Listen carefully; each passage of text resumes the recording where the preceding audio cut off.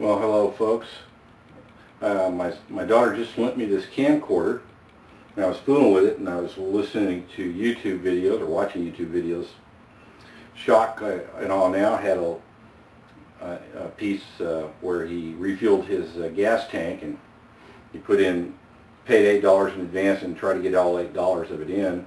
I just wanted to make a quick test of my camcorder by telling about the time when I sort of did that, and I regretted it a little bit, and this is something for maybe beginning writers to think about. I live in Texas. My name is Jim, and I live in Texas, and it's extremely hot here in the summer. Oh, it's been a hot summer this year, over 100 many days. I was going to a group ride, and the ride was going to be over 100 miles long. We were going to meet at a local cafe, so next to the cafe was a gas station, so shortly before the appointed time, I pulled in the gas station and did what Shock did, really filled this tank up to the maximum. And one of the wonderful things about a Ninja 250, it holds almost 5 gallons of gas, 4.8 gallons of gas, which is more than a lot of very large bikes hold. A lot of Harley Davidsons with 1200, 1300 cc engines hold less. So one of the nice things about the Ninja is the large gas tank. In any case, I filled my large gas tank all the way to the brim because I said, well, I knew from my prior group rides that they'd stop about halfway through, and all the Harleys would have to refuel, and there'd be a long line. You'd have to be milling around in the hot, whereas since I had a Ninja, I could skip that refueling stop and make the whole trip on one tank. But just to be on the safe side, I'd fill up all the way.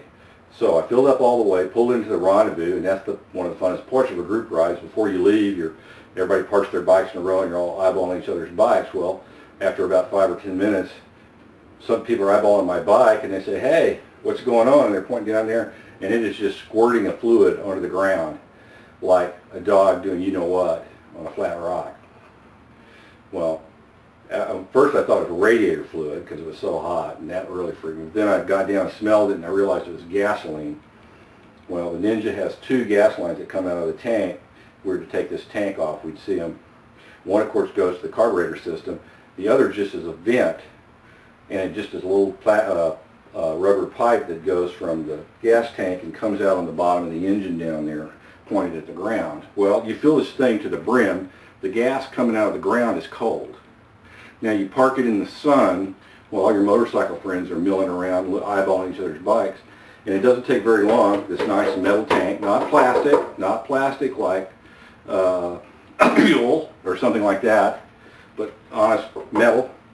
Doesn't take long to start heating that gas up. Well, if you fill it all the way to the brim, the gas has nowhere to go except down this tank and forming a little puddle of gas under your motorcycle, which hopefully, in my case, didn't erupt into flames and burn it to the ground, but was sort of embarrassing in front of all my friends.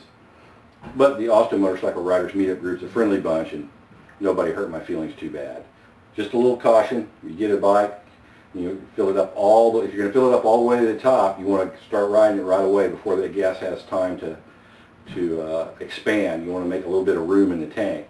Don't fill it all the way up at the gas station next door to your house, pull it in your garage, and then go to bed because you're going to wake up and your garage might be in flames. Well, I hope this wasn't too primitive a video. Like I said, I haven't used this camcorder before. I have no idea what this is going to look like. It's 11:30 at night, and I ought to be in bed anyway, but I thought I'd give it a try. Thanks a lot. Adios.